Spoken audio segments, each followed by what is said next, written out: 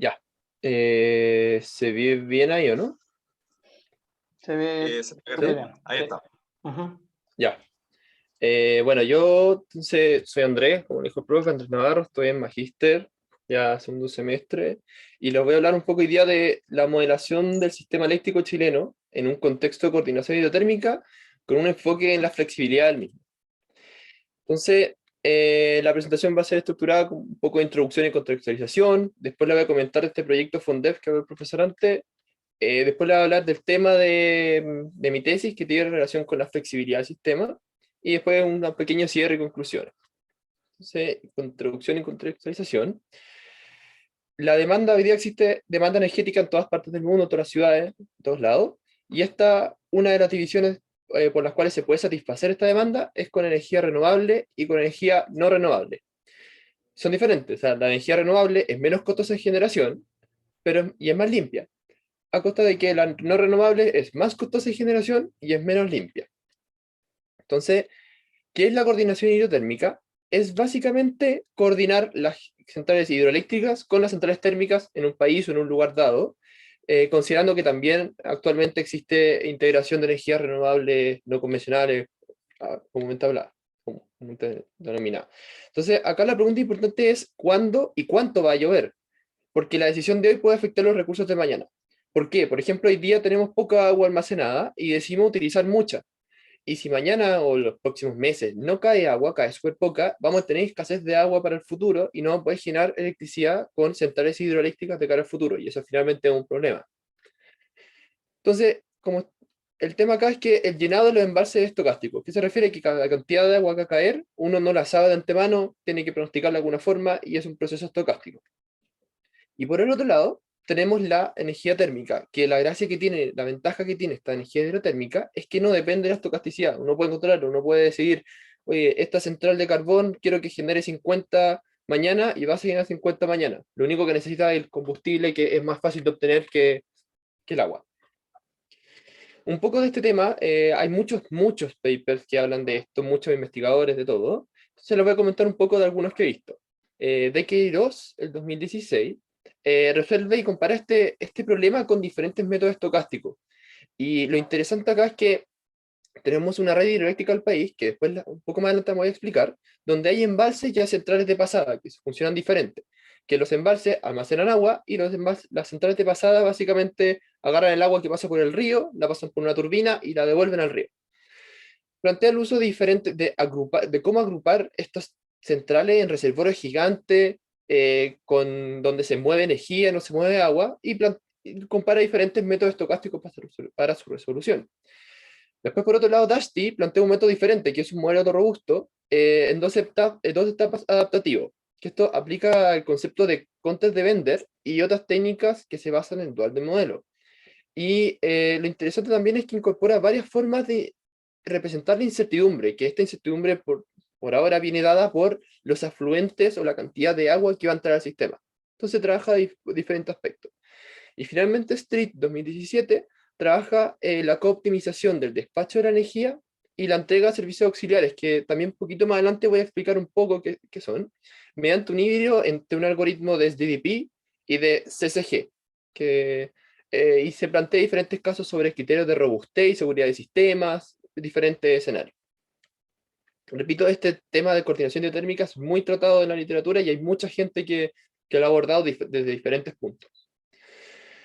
Ya, dejando esto en un poco el proyecto Fonder, el problema general es este, que hoy día el mercado chileno actualmente se basa en costos marginales de las diferentes centrales, que el costo marginal, para la gente que no sabe, es básicamente, para palabras simples, el costo de generar una unidad de energía extra en el punto de operación actual de una central. O sea, si la central hoy día está generando 10 de potencia, ¿cuánto le sale a la central generar una unidad de energía más? ¿Ya? Y de esta misma forma, la decisión de qué central va a generar, cuándo va a generar y cuánto va a generar, se decide en base a los costos marginales por orden de mérito. Es decir, se prefiere la más barata que la más cara, porque es un sistema económico, pero al mismo tiempo tiene restricciones operacionales del propio sistema. ¿Ya? ¿Y cómo se define qué central va a generar? Esto se define como un nivel horario, donde los costos marginales, lo importante acá es que se consideran como un parámetro, se consideran conocidos para este modelo. Entonces aquí está la pregunta de cómo se calcula el costo marginal de las diferentes centrales, que la definición ya la di un poquito, la di anteriormente. Para las centrales térmicas, carbón, diésel y gas, en general, el costo variable, el costo marginal, tiene relación con el costo combustible de la central. O sea, no sé, cuánta carbón se necesita para generar un megawatt hora, cuánta diésel se necesita para generar un megawatt hora. La pregunta, entonces, ¿cómo se calcula este costo marginal de las centrales renovables que no necesitan combustible para funcionar? Para esto se utiliza el concepto de costo alternativo o valor futuro para el caso del agua. Para el caso de centrales eólicas o centrales solares, se dice que tiene un costo alternativo nulo. ¿Por qué? Porque si esa energía que yo no utilizo hoy día no la puedo guardar para mañana. O la utilizo o la pierdo, porque no puedo mover básicamente el sol, no puedo almacenar sol. Esto sin considerar baterías claramente. Es como considerando el sistema solar y eólico de forma pura. Y por otro lado, tenemos el agua, centrales hidroeléctricas, embalses, que estas se pueden almacenar por periodos largos de tiempo, meses, años. Entonces, hay que considerar su valor futuro, porque usarlo hoy día es diferente a usarla mañana. ¿Y cómo se calcula el valor de agua? En Chile, al menos, existe una entidad que se llama el Coordinador Eléctrico Nacional. Y este tiene un programa que se llama el PLP, que es la Planificación de Operación a Largo Plazo. ¿Ya? Entonces, ¿qué es el PLP? ¿Qué es esto que le estoy hablando un poco del PLP? Y es un modelo que busca determinar la gestión óptima del recurso hídrico en el mediano a largo plazo. Básicamente, coordinación hidrotérmica. Este modelo se basa en SDDP, un algoritmo de resolución, internaliza restricciones propias del sistema chileno, como son la red hídrica, que le explicaré un poquito más adelante, y los convenios de riego, que también se lo explicaré un poco más adelante. El desarrollo fue inicialmente por Colbún, que es una empresa gigante de energía que tiene el embalse en el sur de Chile. Fue utilizado por el SEDEXIC y actualmente se utiliza el Coordinador Eléctrico Nacional en diferentes procesos. Es decir, lo corre todos los días, lo corre una vez al mes, una vez a la semana, en varios procesos a lo largo de ello. Y uno de los temas centrales es que la incertidumbre viene dada por los afluentes naturales que llegan a esta red hídrica. Es decir, la cantidad de agua. La incertidumbre de este modelo está dado por la cantidad de agua, por ejemplo, y no por la demanda. Ya, antes yo le hablé un poco de convenios de riego y probablemente no todos saben. Entonces, un poco, ¿qué son estos convenios de riego? Se descompone en dos grandes convenios, ¿ya? Convenio del Maule y convenio del Laja.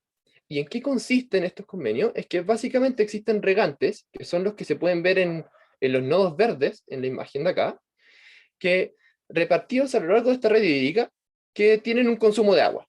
Y ese consumo de agua varía durante el año, y también tiene restricciones como volumen máximo que se le puede entregar a los regantes, o sea, en total, entre todos, no se puede entregar más de 100 millones de metros cúbicos, por ejemplo. Y también otro punto interesante es que la demanda de estos, o la cantidad de volumen que se les puede entregar, depende de el nivel del embalse principal de esa cuenca del Laja, el lago Laja, cuenca del Maule, el lago Maule, en cierta época del año o durante el año. Entonces depende, si cae menos agua, hay menos agua para regantes. ¿Ya? Y hay que destacar que esta demanda se tiene que satisfacer independiente de que sea mejor idea económicamente guardar el agua para el futuro que usarla hoy. ¿Ya?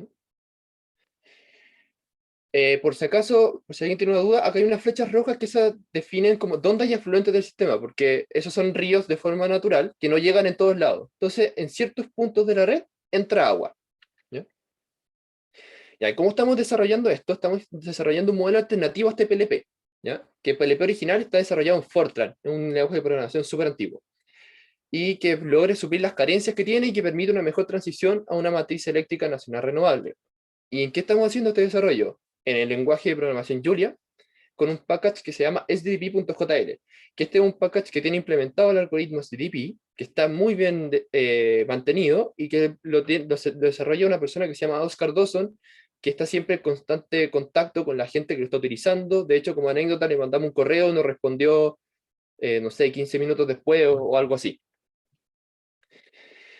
Ya, entonces, con esto es lo que estamos desarrollando. Y ahora explicación, ¿cómo está modelado el PLP? ¿Cómo funciona un poco por dentro la modelación? El PLP modela más o menos un año y medio para su operación de mediano plazo, que es lo que estamos viendo por ahora. Y los primeros 6 meses lo utiliza con etapas semanales, es decir, la etapa 1 dura una semana, la etapa 2 dura una semana, 3, cercano a eso, o sea, dura una semana, después 4 días, 8 días, 7, 8 días, pero es más o menos una semana. Y después de esos 6 meses es un año con etapas mensuales, porque al final se necesita más detalle hoy día o en el corto plazo que en el largo plazo. ¿Ya? Y estos tiempos para modelar la demanda se modela con lo que se denominan los bloques de demanda. ¿Ya? ¿Y qué son estos bloques de demanda? ¿Cómo se calculan? ¿Qué son? ¿Qué hay detrás de ellos? Es básicamente ordenar la demanda semanal, como la línea roja que se ve, pero ordenado de mayor a menor. O sea, se toman todas las horas de la semana, no sé, en la hora 5 hay demanda de 3.000, se coloca acá, y se lo coloca en orden, y se divide en X cantidad de sectores. Entonces, por ejemplo, acá hay un bloque que representa la demanda más alta del sistema. El segundo bloque un poquito más baja, tercero demanda mediana, media baja y baja. Y esto se puede, la cantidad de bloques que modela el sistema entrega mayor o menor detalle, mayor o menor detalle, pero la cantidad no está definida. Entonces, al corto plazo, como está escrito acá, el primer mes se modela con 5 bloques y las otras etapas con solamente 3 bloques, porque se necesita menor detalle. ¿Ya? Y el tema de acá es que pierden relación entre horas, porque uno no sabe dónde estaba la hora 5 uno no puede rescatar cuál iba después que la otra, ¿ya? Dentro del propio modelo. Ya, entonces tenemos esto que es la representación temporal. Ahora, ¿cómo se utiliza el componente estocástico, componente incierto de este modelo, que está dado por los afluentes, como mencioné antes? Lo que se utiliza básicamente son datos históricos del sistema y que en cualquier tiempo, en cualquier etapa se mapea a los 59 años anteriores y se dice que puede entrar cualquier afluente histórico de esos 59 datos. ¿Ya? A excepción de una etapa de deshielo, que la etapa de deshielo se considera, no sé, de septiembre a marzo, y que si el modelo decide que el septiembre al azar que salió es del año 2000, también el octubre, noviembre, diciembre, enero, febrero y marzo van a ser del año 2000. ¿Por qué? Porque dice que hay cierta relación entre el agua que cae cuando hay época de deshielo. ¿Ya? Porque al final esa no depende de agua que cae, sino que de deshielo, que agua se derrite. Ya, un poco acá está un gráfico por si alguien no se había ubicado un poco. Estos son los convenios de riego, son las dos cuencas principales que hay, la cuenca del Maule y la cuenca del Laja, donde la flecha roja indica dónde entran los fluentes naturales del sistema, y como dije antes, los puntos verdes son nodos de regantes. También tenemos los triángulos que representan los embalses, significa que hay algunos embalses nomás por el sistema, y las centrales de pasada, que son los círculos azules en este caso. Entonces, ¿qué hemos tenido con todo esto? ¿En qué hemos llegado? ¿Qué hemos logrado?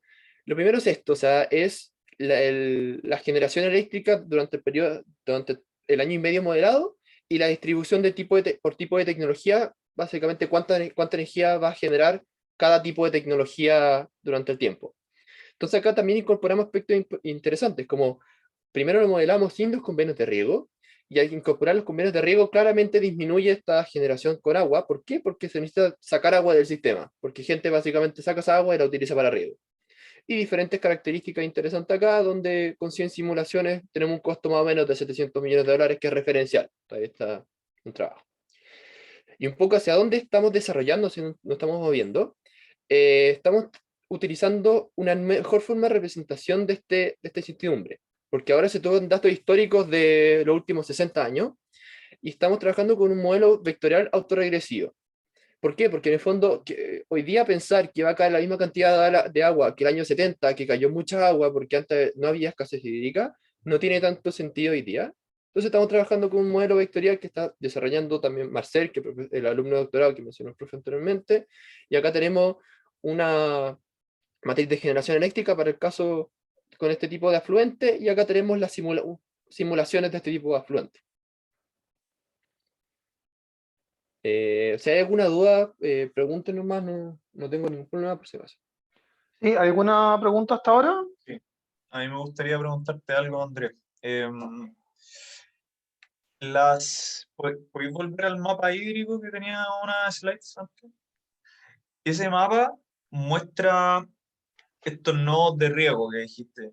Entonces, estos nodos de riego tienen demanda de agua, ¿cierto? Sí. y tú tienes que satisfacer la demanda de agua y la demanda de energía con esta distribución de un montón de nodos y de conexiones en la red hídrica.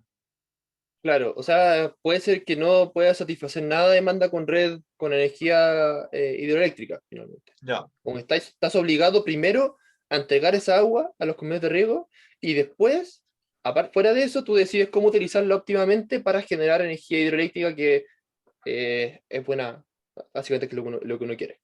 pero ¿se puede ocupar para riego y para energía eléctrica? No. ¿Sí? Claro, por ejemplo, acá tenemos un riego que este nodo que está acá verde, y si tú tienes agua en, no sé, en la laguna Maule, tú puedes botarla y hacer que pase por todas estas centrales, que todas estas centrales generen y eliminar y entregársela al riego. Ya. Y considera como, por ejemplo, el tiempo que se demora el caudal, digamos, en responder. Hay como un tiempo de respuesta del caudal, ¿o no? Porque me Sí, es imagino que que no es sí, inmediato botar todo desde Laguna Maule hasta el río, no sé qué, CMNA. sí, obvio, sí tiene delays esta entrega de agua, pero tiene delay horario. Entonces, acá como tenemos etapas ya semanales, no tiene ningún sentido, o sea, el delay está intrínseco dentro de la propia etapa. No, Ya, sí. O sea, no es pero a las necesario primeras tenerlo. etapas probablemente es más importante. O sea, que tampoco, porque la primera etapa son de 5 días y en el agua se demora 1 o 2 horas en llegar, alguna hora, Ya, no ya, se ya. demora días. Entonces Pero no es... habéis dicho que ocupáis 5 bloques en la primera etapa, ¿no? Los Sí, 5 bloques. Ujú. 5 bloques de hora.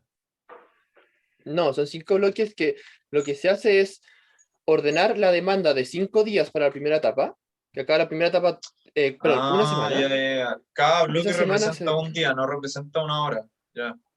no un día, una cantidad de horas. Entonces, el primer Ah, bloque ya, son las 10 horas de mayor demanda. El segundo bloque, las siguientes 20 de mayor demanda. Y así. ya. Ok. Es un load block. Un load Claro. block, sí. Ujú. Oye, mira, Andrés, ¿puedes poner de nuevo el grafo del sistema de agua? ¿Este? Entonces, claro, esto era porque el modelo ese tiene, claro, la red eléctrica, o sea, línea de transmisión, subestaciones, y esta es la red hídrica, fíjate los nodos, y son dos redes que van en paralelo, ¿cierto? Entonces, al Sí. final, lo que a uno le interesa en este modelo, que estáis mirando, no sé, por 1 o 2 años para adelante, es el valor del agua en esos triangulitos, los embalses. ¿Te fijáis? Y lo interesante es que tú puedes tener preguntas del siguiente tipo, o sea, puedes tener cuánto almaceno arriba o cuánto almaceno más abajo, en el caso del Maule. ¿Te fijáis? Y si lo piensan, en el fondo, agua almacenada más arriba, de alguna forma tiene más valor que agua almacenada más abajo, porque va a generar mucha más energía, porque va a pasar por muchos lugares. ¿Sabes? Versus el agua que liberáis más abajo va a pasar por menos lugares, una misma tonelada de agua. ¿Fijáis? Y después la pregunta un poco es cómo elegir estrategias de movimiento del agua a través del tiempo en función de la disponibilidad de agua, no sé, pues después puede haber incluso otros factores que van a afectar que uno quizás no modela explícitamente el problema, pero en la red eléctrica pueden pasar muchas cosas que hacen que como que ese colchón de seguridad sea importante cuidarlo y manejarlo inteligentemente en el fondo. Claro. Y claro, como dijo el profesor, al final lo más importante de este programa es el valor futuro del agua de los embalses que están en triángulo acá. Que ese es el resultado más importante del modelo que estamos haciendo y del PLP, que es el sistema que se ocupa actualmente. Ya, entonces, ahora terminando un poco la explicación del proyecto, me voy a centrar en la flexibilidad del sistema, que es donde se está centrando mi tesis, donde estoy trabajando yo. Entonces, primero, ¿qué es la flexibilidad en un sistema eléctrico? Centro de Energía de la Universidad de Chile lo define como la habilidad o característica de un sistema eléctrico para adaptarse a las condiciones de variabilidad e incertidumbre en generación y demanda de forma confiable y costo eficiente en todas las escalas de tiempo. En palabras más simples, es que un sistema eléctrico responda a condiciones de variabilidad, o eventualidades o problemas, tanto en generación o demanda, de una forma confiable y costo eficiente, o sea, que económicamente sea viable, sea bueno. Y por otro lado, la flexibilidad que ofrece una central, porque se puede componer en la flexibilidad que ofrecen las centrales, esto, está definida por las siguientes 5 características según IRENA 2017. Entonces aquí tenemos la capacidad de rampa, tiempo de encendido, nivel mínimo de generación, tiempo de encendido apagado y eficiencia diferenciada por punto de operación. Una explicación, la capacidad de rampa es básicamente la capacidad de cambiar el punto de operación de una central de un tiempo a otro. Es decir, si hoy día tengo una central que está generando 10, en un minuto más, ¿cuánto puede estar generando? Porque es como apretar, en algunas centrales es como apretar el acelerador de un auto. Si voy a 10 kilómetros por hora y aprieto el acelerador a máximo, en un segundo más no voy a andar a máxima velocidad del auto, sino que tiene una aceleración que esa sería, la aceleración sería como el equivalente a esta rampa. Y la eficiencia diferenciada del punto de operación también se puede ver como si fuera un auto. Un auto a menores revoluciones puede estar rindiendo menos que a las revoluciones que está diseñada. De la misma fórmula central que rinde más, tiene una mayor eficiencia al punto de operación que fue diseñada, si trabaja sobre o bajo ese punto de operación. Entonces, un poco en qué afecta esta flexibilidad en un sistema eléctrico. Se afecta en muchas áreas, en muchos aspectos, y se trabaja en varias partes de esto. Entonces, Poncelet del 2020, en un paper habló de que las restricciones de Unit Commitment no afectan significativamente los resultados de un modelo a mediano y largo plazo, como es el PLP y el modelo que estamos desarrollando, pero las restricciones de flexibilidad sí. Entonces, para la gente que no sabe qué es un Unit Commitment, básicamente son decisiones de encender o apagar centrales, considerando costo de encendido, costo de apagado, características técnicas como tiempo mínimo de encendido, etcétera. Y esta modelación requiere, por lo general, en su modelo estándar, requiere variables binarias o variables enteras en su defecto. ¿Y cuáles son estas restricciones de flexibilidad? El almacenamiento a corto plazo, es decir, por ejemplo, baterías que yo puedo guardar ahora y liberar esa energía en un par de horas más, o pequeños embalses, pequeños tranques que yo puedo guardar el agua y botarlo en la noche, guardar máximo algunos días, como algunas horas o un día, algo así. La rampa, que ya la expliqué un poco antes, la respuesta a demanda, que esto consiste básicamente en que la demanda no sea pasiva dentro del sistema. ¿Qué se refiere a eso? Que supongamos que estamos en la situación de hoy día y en el norte se cae, se desconecta un gran panel solar, gran conjunto de paneles solares, entonces baja mucho la generación. Y supongamos que en Santiago tenemos conectadas 10.000 filtros de piscina al mismo tiempo. Nosotros, ¿qué es lo que podemos hacer? Apagar por 5 segundos esos 10.000 bombas de filtro de piscina. ¿Para qué? Para que baje un poco la demanda, se pueda estabilizar el sistema y luego pueda volver a su normalidad. Esa sería más, como grandes rasgos, la respuesta a demanda. Y servicios complementarios ofrecidos no solo por centrales térmicas, como normalmente se hace. Que esto es que significa que los modelos tradicionales, los únicos servicios que podrían ofrecer aspectos como reserva, que lo explicaré un poquito más adelante, son centrales térmicas y otros servicios similares. Entonces, acá está la pregunta de si el sistema de bloques que modela este PLP permite representar correctamente esta necesidad de flexibilidad dentro del sistema. Y la respuesta es que no lo modela bien porque el diseño de esto fue bajo otro paradigma de generación. Cuando se diseñó no había un gran ingreso de centrales variables como son la solar y la central eólica. Entonces acá, por ejemplo, tenemos la generación solar, no estoy seguro de dónde, debe ser de alguna barra del norte, horaria durante una semana, que sería la línea azul, ¿ya? Y si uno intenta reconstruir esta generación horaria a partir de los bloques del PLP, se entrega la curva roja. ¿Por qué? Porque en el fondo el PLP promedia demanda total, o sea, a las horas donde hay mayor demanda, promedia la generación. Entonces dice que de noche está generando la central solar, que eso no tiene ningún tipo de sentido. Al final hay un problema. Ya, entonces acá queda donde está trabajando mi tesis, que es tener una mejor representación temporal de este sistema para permitir modelar aspectos fundamentales como el almacenamiento a corto plazo, a costa de que se tiene que trabajar y se tiene que considerar la complejidad computacional. Para que tengan una idea, el modelo actual que desarrollamos, por ahora se está demorando 20 minutos, y este es un modelo que el Coordinador Eléctrico Nacional va a correr todos los días. No puedes demorarse, no sé, 6 horas en correr, porque se le puede entregar mucho detalle y decir, no, esta cuestión la dejan en un servidor y en un día te entrega el resultado, porque no puede hacer eso porque se tiene que utilizar todos los días esto. Entonces aquí entra un poco dos formas de representar la demanda, la temporalidad, etcétera, en un sistema.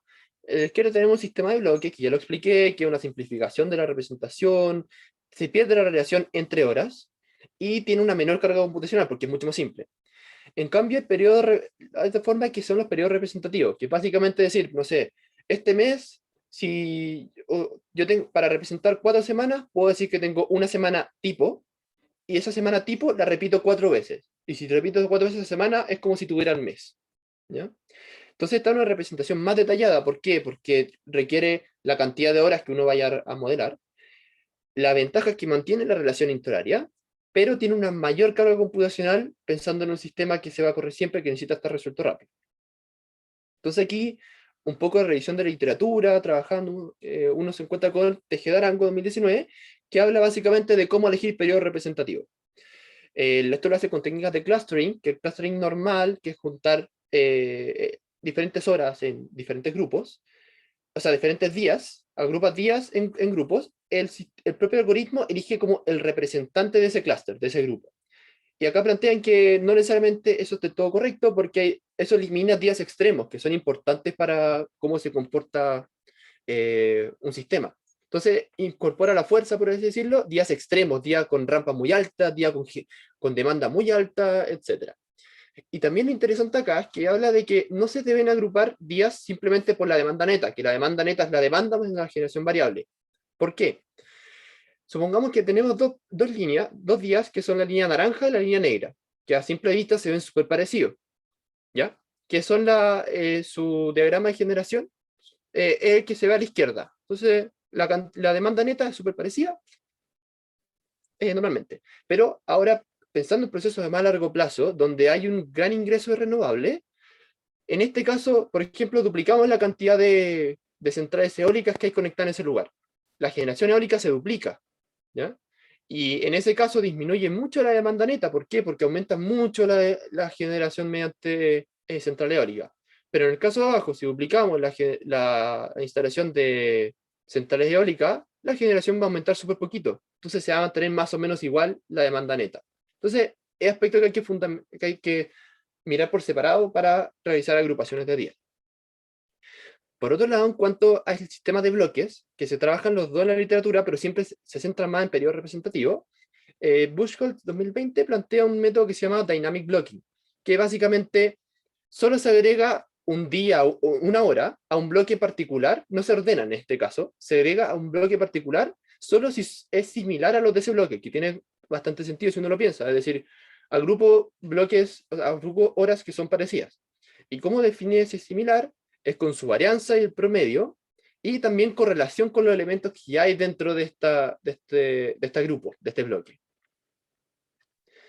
Entonces, mezclando un poco, basando en eso, y basado en IRENA 2017, por ahora yo he estado testeando un modelo semanal, que el modelo semanal básicamente se representa con un día de semana y un día de fin de semana. Es decir, la semana, que son 5 días, es un día que se repite 5 veces, y el fin de semana es un día tipo que se repite 2 veces, como lo que se puede ver la línea azul o la línea verde para la demanda neta. Y cada día lo estoy representando con 4 bloques, con un sistema de la izquierda que es básicamente 4 bloques iguales de 6 horas, es decir, de las 0 a las 6 de la mañana es un bloque, de las 6 a las 12 el otro, etc. Y este de acá, que es un bloque que el tamaño de los bloques, es decir, cuánto duran, lo decide un algoritmo. Y cómo lo hace es intentar minimizar la varianza o el rango de horas que caen dentro de los bloques. Es decir, intenta agrupar horas lo más similar posible. O, visto de otra forma, busca minimizar la diferencia o que hayan horas muy diferentes dentro de un mismo bloque. ¿Y qué es lo que permite este tipo de representación? Primero, es simple, porque tiene solo 4 bloques para representar un día, y para representar una semana solo necesita 8 en vez de 5, que igual es bastante simple, pero permite representar almacenamiento a corto plazo. ¿Por qué? Supongamos el caso que tenemos de lunes a viernes, que eso está representado por un día que se repite 5 veces. Podemos decir que el final de ese día es el inicio del mismo. ¿Por qué? Porque eso está representando que lo que está diciendo es el final del lunes es el inicio del martes, el final del martes, el inicio del miércoles, el final del miércoles, el inicio del jueves, y así. Y de la misma forma, el final del sábado, el inicio del domingo. Ya, entonces ese es el aspecto de, de representación temporal del sistema que he estado trabajando. Y por último, está la pregunta de cómo modelar estas reservas que yo mencioné anteriormente, porque son importantes dentro de un sistema y es importante destacar que en el PLP por ahora no están modeladas de ninguna forma y son necesarias para poder asegurar el funcionamiento de un sistema eléctrico.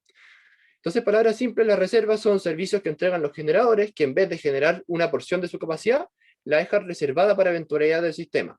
Entonces, por ejemplo, tengo una central que puede generar 100, pero está generando 90, porque ese 10 que le falta es como si se cae algo en el norte, o si por alguna razón pasa una nube encima de una planta solar, yo parcho esa central solar por mientras. Esa sería un poco la reserva. Y en la literatura lo primero que se plantea es un flexibility balancing. ¿Qué es esto? Es básicamente decir, oye, un 10% de la demanda tiene que ser generada a partir de centrales flexibles o generación flexible. Que por ejemplo acá define que solo un 15% de la generación por carbón es flexible. Y de la misma forma, cuando se genera mediante energía solar o energía eólica, por la propia variabilidad que tienen, obliga al sistema a generar más con energía flexible. Y por otra parte, esa sería una forma de representar flexibilidad, que es la que primero que estamos modelando. Y la segunda es modelar directamente la necesidad de reserva de un sistema, que es decir, como, oye, necesito que entre todos me junten 10, voy a inventar, 100 unidades de potencia guardaditas, que no funcionen, que no estén generando, para que me puedan satisfacer mis posibles eventualidades o problemas que tengo en el sistema. Pero el problema que tiene esto es que necesita un modelo de unit commitment, que mencioné anteriormente, de decisiones de encendido apagado, que permite reflejar los costos de encendido apagado. Pero el problema que tiene es que utiliza variables binarias, la modelación tradicional. Y SDDP tradicional no permite variables binarias o enteras. Entonces, lo que se puede hacer es buscar una modelación que sea lineal, que no utilice variable entera, pero que no puede complejizar mucho el sistema. ¿Por qué? Porque si no va a hacer que la resolución sea súper lenta.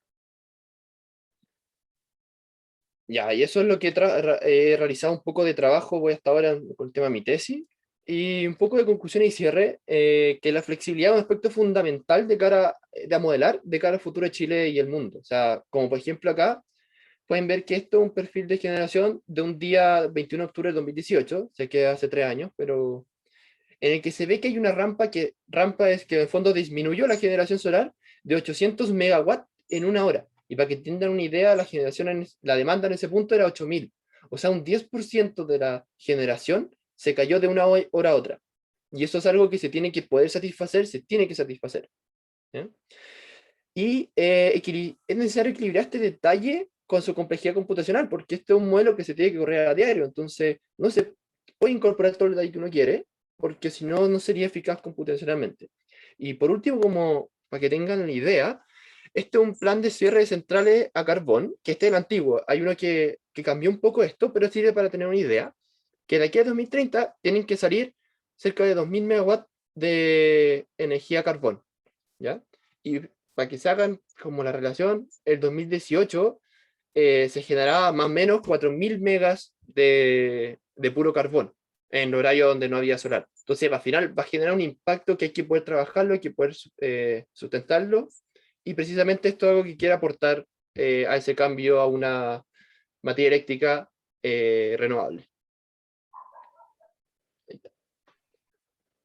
Súper, excelente. Muchas gracias, Andrés. Súper claro. Ya, pues, preguntas, comentarios.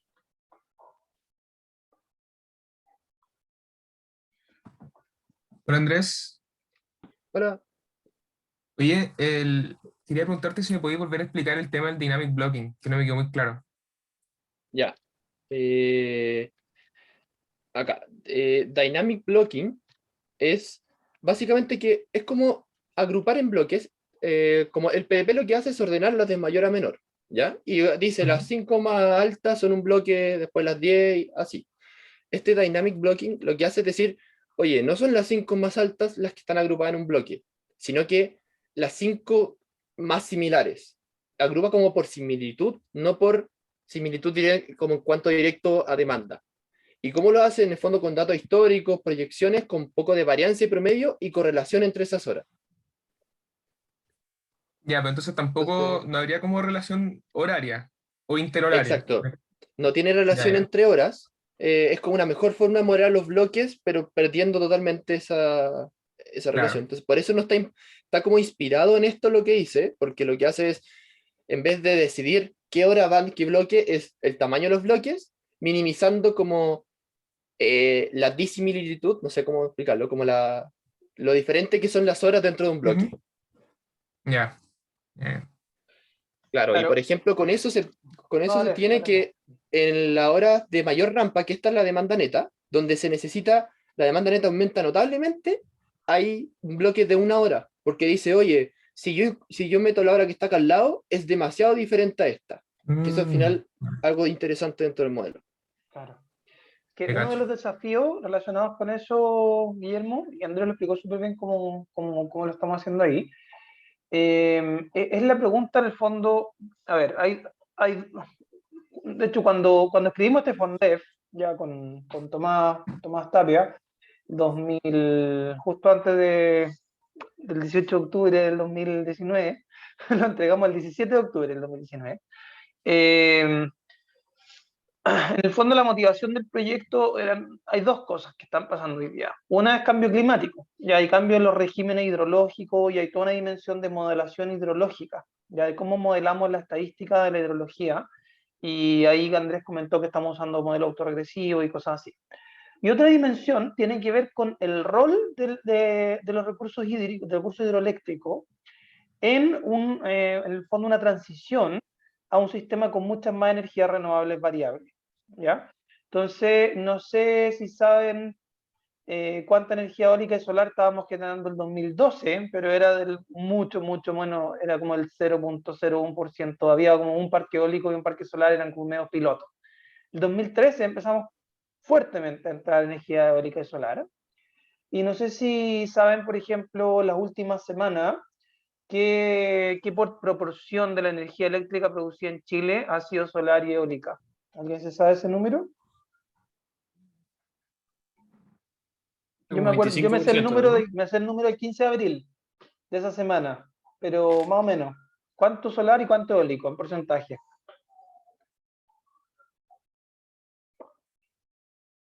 ¿Es el solar como el 15 y eólico como el 8? No estáis lejos. El 15 de la semana del 15 de abril fue el 11% solar y 7% eólico. Nadie hubiera jamás en la vida soñado, ni en los mejores posibles escenarios más optimistas, con eso hace 10 años, ya el 2011. El 2011, más o menos, un poquito antes, fueron todas las protestas de Hidroaicén, ¿ya? Y en el fondo, quizás, mucha gente dijo, chuta, qué mala decisión no hacer Hidroaicén, pero fue muy afortunado no hacer Hidroaicén, porque en retrospectiva hubiera sido una muy mala decisión, más allá de los daños ambientales, ¿ya? ¿Por qué? Porque nadie veía que iban a bajar tan rápido los costos de la energía eólica y solar. Y después, finalmente, con toda la resistencia que hubo, ese proyecto se abandonó por razones económicas, no por solo por la resistencia ambiental, ¿ya? En el fondo se retrasó por una resistencia ambiental, ¿ya? Y pueden haber habido varias decisiones políticas, qué sé yo, pero hoy día ese proyecto no hace sentido económico, ¿fijáis? Y la transición fue muy rápida y está cambiando muy rápido el sistema eléctrico. Entonces, en los recursos hídricos que ya tenemos, ¿ya? Son absolutamente clave operarlos de otra forma, en el fondo, donde valoremos más claramente el atributo de flexibilidad del agua. ¿Cachai? Y hay una de las preguntas más urgentes que tenemos, es esa rampa que comentaba Andrés. Es como súper puntual. En el fondo hoy día tenemos una gran rampa cuando se esconde el sol y justo un poquito después, y por suerte no a la misma hora, sube la demanda. Si se fijan la curva en el fondo de generación total, o es casi al mismo tiempo en realidad, esa subida más fuerte de la demanda es casi al Sí, mismo tiempo de la bajada más ahí. fuerte del sol, es como una hora de desfase, pero es el momento en el fondo en que tus recursos flexibles tienen que entregar más energía. Entonces, no es la pregunta de cómo deberíamos usar el agua solamente para tener energía en el tiempo, sino que para tener flexibilidad a esa hora. ¿Cachai? Entonces, y de hecho la pregunta de Alfredo es súper crítica, el tiempo que se demora el agua en bajar, no es menor, ¿cachai? Porque hay un delay de 2 o 3 horas en que esa agua que la libero arriba termina abajo, Y hay una pregunta súper difícil también, es que algunas de las centrales de pasada tienen capacidad de almacenamiento como de 1 o 2 horas. Tienen como pequeños tranquecitos, ¿cachai? Y de alguna forma pueden acumular agua y liberar después, pero muy poquita la capacidad. Pero después vienen otras tecnologías. Se acaba de conectar Cerro Dominador, así que 2 semanas, ya, Cerro Dominador, la primera planta termosolar o de concentración solar de Sudamérica, ¿cierto? 110 megas, más de $1.000 millones, ya 110 megas de CSP, 100 megas de fotovoltaica, más de $1.000 millones en total, ya. La fotovoltaica es barata al lado de la otra. Y básicamente esa tecnología nos da varias horas de almacenamiento, ¿cachai? Entonces viene la pregunta de cómo usamos almacenamiento de corto plazo, ¿ya? Esa es una pregunta operacional, pero nuestro modelo de planificación de los embalses, que es este, tiene que entender el valor de esa energía, de esos recursos, en el fondo, en la operación. Entonces yo no puedo modelar en detalle la operación, no te puedo decir voy a modelar hora, 2 años, es imposible, ¿ya? Hoy día tenemos estos 5 bloques que hablaban, los bloques de alta demanda y los bloques de baja demanda, listo. Y estamos transicionando hacia esta lógica de algún tipo de semana representativa o lograr capturar ciertos atributos operacionales que capturen en el fondo el efecto de las renovables y el efecto de estos almacenamientos de corto plazo. ¿Sí? Y también el efecto de la rampa, que puede ser crítico en algunos momentos en Chile. Así que es súper difícil el fondo el problema que estamos estudiando. Y de hecho, comentarles que solo levantar este modelo como que hace lo mismo que el PLP, pero de otra forma. Y de hecho, Andrés comenta que está en Fortran, son como 100.000 líneas en Fortran. Yo saqué mi cuenta y son entre 50.000 y 100.000, en algún lugar entre medio. Y el código es largo, son miles de archivos con los códigos. Nuestro código en Julia, que hace lo mismo, no sé, en Julia, no sé cuántas líneas tendrá, pero debe tener, no sé, 1.000, 2.000. Y básicamente nos hemos demorado un año en levantar eso, ¿ya? O casi un año, un equipo de 6 personas. ¿Cachai? Es un monstruo de modelo que modela miles de cosas. Y ahora en el fondo estamos generando una plataforma que va a ser muy fácil de calibrar de una u otra forma. Y no sé si saben cuánta energía eólica y solar va a entrar solo este año. Vuelvo a hacer esa pregunta. Porque en el fondo nuestro modelo se adapta para la transición, pero en el fondo va a estar mucho mejor posicionado. Ya tenemos hoy un sistema distinto que hace 5 años, que hace 2 años, ¿ya? Y en 5 años más es un sistema brutalmente distinto. En el fondo el PLD va a cometer un gran error si es que no lo adaptamos, ¿te fijáis? Con un modelo más actualizado. ¿Cuánta energía eólica y solar va a entrar solo este año? ¿Alguien sabe?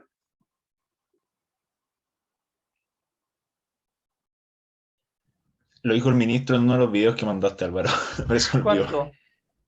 Era algo así como el doble de lo Sí. que Va a ya entrar existía todo lo antes. que tenemos. Se Era va a una cosa duplicar, estúpida. ¿cachai? Se va a duplicar la energía solar y se va a duplicar la energía eólica, solo este año. Y hoy día tenemos un curtailment, semana a semana, energía eólica solar perdida como de 1 o 3%. O sea, vamos a estar perdiendo mucha energía eólica, mucha energía solar en un año más. Y, y nada, pues van a bajar los costos también. Y estamos en un momento cambios tan dramáticos que tenemos que usar el agua de forma distinta. Y yo me atrevería a decir que estamos subvalorando el agua por 2 razones. Una es el hecho de que, como decía Andrés, no modelamos reservas.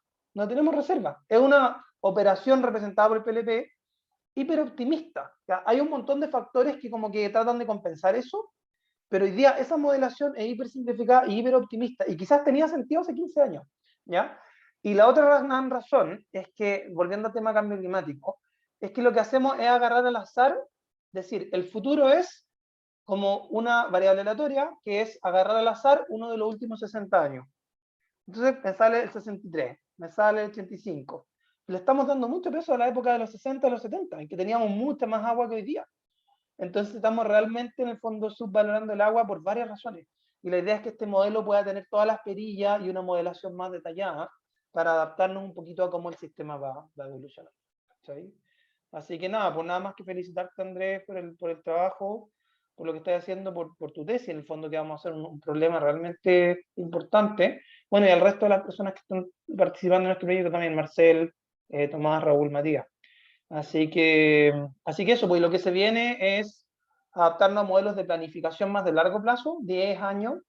Ahí está la pregunta del hidrógeno también, que va a ser un almacenamiento de largo plazo, interestacional.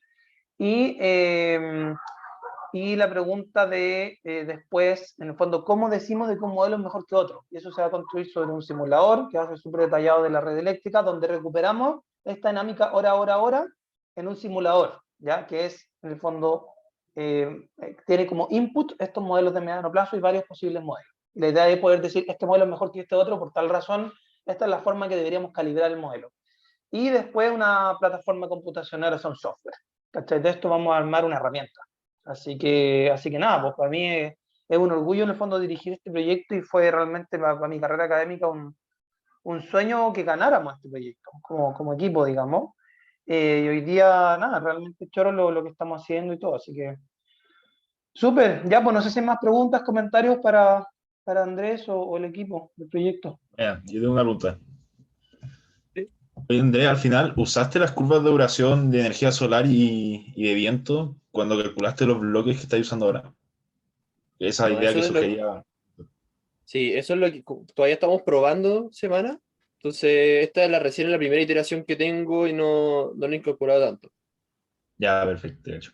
Claro. Y que Porque ese también sugería incluso como que voy a meter una curva de duración de rampa. En el fondo voy a sacar todas las rampas que hubo en el sistema e intentar representar también eso.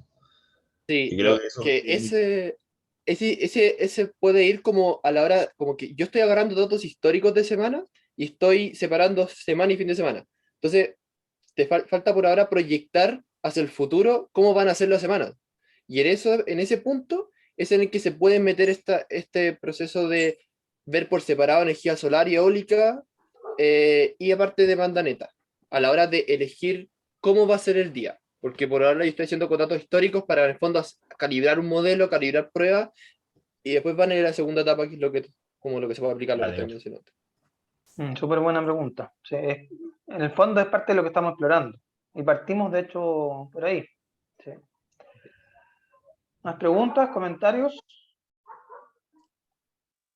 Oye, Andrés, Ujú. como una pregunta operacional de tu trabajo, no de la operación del sistema. Eh, Me da la idea de que estáis haciendo un trabajo muy masivo, como con infinitos datos, todo muy enorme. Eh, Pregunta fácil, ¿hasta dónde quieres llegar con tu tesis? ¿Y cuál es como el valor agregado que le está dando el proyecto con las demás personas? Sí, o sea, por ahora con el tema, como aislando el tema de la tesis, no estoy utilizando tantos datos todavía, porque en el fondo, por ahora estoy agarrando una semana histórica y calibrando con esa semana, y ahora lo que estoy haciendo de hecho con Raúl, con otro trabajo, estamos descargando todos los datos históricos, como intentando descargar todos los datos históricos semanales de hace todo lo que exista. Y ahí con eso va a pasar un proceso ya largo de muchas simulaciones, mucho tema, de ver qué tan buenas son las representaciones esta semana. Y ahí sí voy a pasar a tener un problema de cantidad de datos, de cantidad de corrida, de cantidad de veces que tengo que simular, cómo está calibrado. Y, y eso, al final, como quizá el valor agregado que va a estar esto, va a ser representar mejor el futuro de cómo va a ser una matriz energética de Chile, cómo va a comportarse el futuro de generación de Chile, a cómo lo hace el sistema actual. Porque el sistema actual es súper simple y en verdad funciona bien para sistemas donde no hay tanto solar ni eólica. Si tú en Chile colocaras solo centrales a carbón, gas, agua, como que esa no tendría ningún problema al final, porque no son controlables. O quizá algunas no tanto con la del agua, con las de pasada, pero es mucho más controlable. Entonces, es darle una forma de representar mejor el futuro de Chile y una matriz más renovable, ¿no? Espectacular. Sí. Y es Sí. súper buena la pregunta, Alfredo. De hecho, en el fondo, Andrés los primeros 6 meses estuvo a full en la columna vertebral del proyecto con los demás muchachos. Y en el fondo habían varias posibles bajadas a cuál es la tesis de Andrés. ¿Sí? Y al final, en el fondo, tomamos esta pregunta que es súper central, que es de cómo calibramos y adaptamos la herramienta para que capture estos elementos de flexibilidad. ¿cachai? Y no sé, pues por ejemplo, Marcel, 2 capítulos de su tesis están relacionados con el proyecto, ¿cachai? Uno estadístico de modelación de hidrología, otra de un modelo que hace esto de los modelos de planificación de mediano plazo, pero con optimización robusta, que es un approach distinto, digamos. Ya en vez de SDP, que es lo tradicional que se usa de estos modelos, y que es la herramienta que se usa en todo el mundo para manejar agua. ¿Fijáis? Y después hay otros temas que podrían salir más paper, digamos. No sé si tengamos el ¿cómo se dice? Las horas hombre para sacarlos, ¿cachai? Pero bueno. Hoy estará outdated decir horas hombre, hay que hablar de horas persona. ¿Cómo están los tiempos? Claro. Horas, lo que sea, sí. Así que es como el traveling salesman problem, ahora el traveling salesperson problem. Ya, pues, oye, excelente. Así que gracias, Andrés. Y dale, tenemos el Waste Reduction Challenge para que Alfredo nos cuente cuál es el challenge. Oye, para Ya, que sepan, no sé si todos los que están, si hay alguien que haya venido por primera vez, si se quiera presentar, o creo que nos conocemos todos, ¿no? Hola, no, yo es primera vez que estoy. Agustín, ¿cómo estáis? Sí. Ah, tú vas a hacer el IPRE, ¿o no? ¿Cómo? Tú vas a hacer IPRE, lo estás haciendo ahora. Sí. Eso, Sí, yo ya, voy a perfecto. hacer el próximo semestre. Creo que Excelente. te postulé hace como 2 semanas, algo así. Ya, excelente. Sí, pues ahí te agregué al Yo mailing soy list. un Así newbie. que eso, si quieres, cuéntanos un poco. Tú eres matemático, ¿no? Yo soy matemático, sí, o sea, aspirante. Nada, yo estoy en cuarto año. Estoy en el major de ingeniería matemática, en la parte de optimización. Y nada, yo creo que como la mayoría de ustedes me encanta la matemática aplicada, la optimización y sobre todo aplicarlo a problemas choros al final. O sea, eso de repente pasa harto en los matemáticos que están como bien metidos ahí en la nube, en, en los espacios vectoriales infinitos. Y nada, así que feliz de estar acá y digamos, ahí seguro nos vamos a ver, ojalá presencialmente algún día. Excelente. Sí, pues pronto, de todas maneras. Bueno, yo en mi tesis de doctorado trabajé con un espacio vectorial infinito, no te preocupes. Pero es un problema bastante aplicado. Sí, sí. Oye, creo que tengo un Sí, lag terrible. era una manera de decirlo, ¿no? A mí pero No, sí, estar todo sí. el día metido en eso, Sí. A lo que voy es que se pueden combinar los dos mundos. Sí. sí, sí, sí. Oye, ya, pues qué Eso bueno. fue, ¿Y se entendió la presentación de Andrés o no? sí, sí.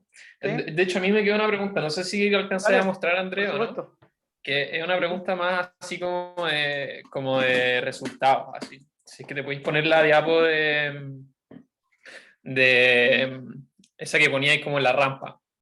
¿Esta o Esa, esa? esa. Ah, ya. Claro, esa de ahí. Ya, pues, o sea, idealmente toda esa barra negra en, qué sé yo, 2050 desaparece. Entonces, Sí. esa barra negra se compensa con dos cosas. Se compensa con el aumento en renovables y con lo que tú estás tratando de hacer al final, que es como planificar el uso del agua. Entonces, mi pregunta más o menos es como, los objetivos o idealmente, como cuánto de esa barra negra se piensa reemplazar con lo que tú estás haciendo y cuánto se proyecta que se va a reemplazar con, bueno, o sea, con lo que decía el profe de que de la solar se empieza a almacenar mejor y con eólica al final. O sea, ¿cuánto es esa compensación de lo que tú estás haciendo con el nuevo input de renovables? Ujú. Claro, o sea, como, igual para que quizás no sé si me expliqué también esta parte, que al final lo que yo estoy diciendo no es cómo reemplazarlo, sino es que es representar las características que requiere ese cambio o las características que están obligando a realizar ese cambio, que son, por ejemplo, esta rampa, más que el hecho del cambio. Y de hecho, a 2050 debería irse todo el carbón. O sea, no va a haber, acá está el cierre de centrales y no van a haber carbón en algunos años más. No va a haber central a carbón, no estoy seguro en cuántos años más, no hay ninguna. Entonces tiene que reemplazarse por varias cosas. Y claro, un punto importante, por ejemplo, es redistribuir el uso del agua, porque si ve acá, es planito el uso del agua, y por ejemplo, perfectamente se podría bajar el uso del agua durante el día, se aumenta mucho la solar, y utilizar el agua en estas Toda horas la que están noche. acá. Yeah. Claro, o también, por ejemplo, se proyecta que a futuro va a haber un gran ingreso de lo que se llama CSP, que es lo que es cerro dominador, que lo gracias de CSP es que permite almacenar tu energía. Entonces se calientan unas sales, se guardan en caliente, y después si tú quieres generar energía, haces con vapor, girar una turbina y inyecta energía al sistema. Entonces, ¿cuál es la gracia? Es que te permite generar de noche calentando cosas durante el día. Entonces, es un mix de tecnologías que van a tener que desplazar esta generación con carbón. Ya, perfecto. O sea, al final ese bloque negro en la noche lo vendría a reemplazar casi todo lo que se hace con el agua, al final. O sea, con agua, con almacenamiento o con algún otro tipo de centrales. Por ejemplo, también se espera que puede ser batería o puede ser hidrógeno verde lo que se sabe. O sea, en el fondo uno se proyecta que alguna de esas tecnologías es, y si uno puede mirar que, por ejemplo, Javier, otro del grupo, está trabajando en hidrógeno verde y puede estar proyectando que va a haber mucho hidrógeno verde, pero también hay otros papers que dicen que va a haber mucho CSP, pero algo de eso tiene que estar de cara al futuro. Ya. Sí, es súper interesante la pregunta, Juan. O sea, el 2040 ese negro es cero, ¿ya? Y probablemente antes, ya con todas las presiones que van a haber en los próximos años, ya se aceleró bastante el retiro. Ahí está el mapa, se aceleró con respecto al que está mostrando Andrés. Y al 2025, por imagen y por razones económicas, muchas empresas van a cerrar varias de las plantas, más de lo que se había anunciado hace un año. Y ya al 2040 está el compromiso de que no se genere una gota con carbón. ¿Cachai? Y en el fondo lo que va a crecer, va a entrar mucho fotovoltaico, mucho eólico. Eso sí o sí, va a entrar muchísimo, ¿ya? La pregunta, si es mucho o muchísimo, ¿ya? Porque es de ahí para arriba, es de, en el fondo, cuál sea la compensación, ¿ya? Puede ser, si por ejemplo, si las baterías siguen teniendo los breakthroughs que han tenido en los últimos años, el futuro podría ser puro eólico solar batería, ¿cachai?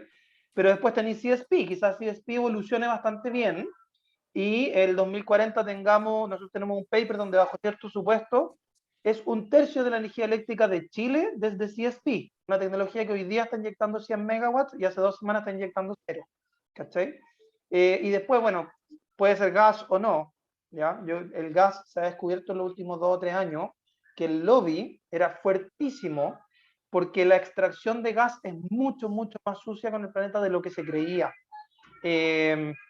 Así que en el fondo podría ser gas o podría ser que eso también se elimine y se prepare sobre otras cosas, ¿cachai? Pero van a crecer muchos para reemplazar van a crecer todos para reemplazar esa mancha negra, ¿cachai? El carbón. Ya, pues, cambiamos de tema entonces, excelente. Gracias, Agustín, por las preguntas. ¿Te decimos Juan o Agustín? Aquí escribiste Juan, pero es Juan Agustino, ¿no? Sí, no, es que en el Zoom es que me llamo Juan Agustín, el Zoom lo tengo guardado como Agustín y en el mail de la UNO no tengo idea qué me pasó ese día que me puse Juan en vez de Agustín, fue una crisis de identidad así. La mayoría de las personas me dicen Agustín, así que Ya, con Agustín bueno, yo creo que estamos perfecto. bien. Ya, pues, Sí. excelente. Ya, pues, excelente. Hoy entonces pasemos al Waste Reduction Challenge, unos minutos y así cuéntanos, Alfredo.